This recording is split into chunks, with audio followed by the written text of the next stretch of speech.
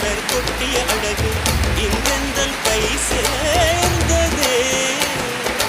சின்ன அழகு சித்திர அழகு சிறு நெஞ்சை கொட்டிய அழகு இன்றெந்தன் தோள் சாய்ந்ததே. எந்தன் உள்ளங்கையில் அவள் உயிரை வைத்தாள், ஒரே சொல்லில் மனசை வைத்தாள், சுட்டு விழி பார்வையில் சுகம் வைத்தாள்.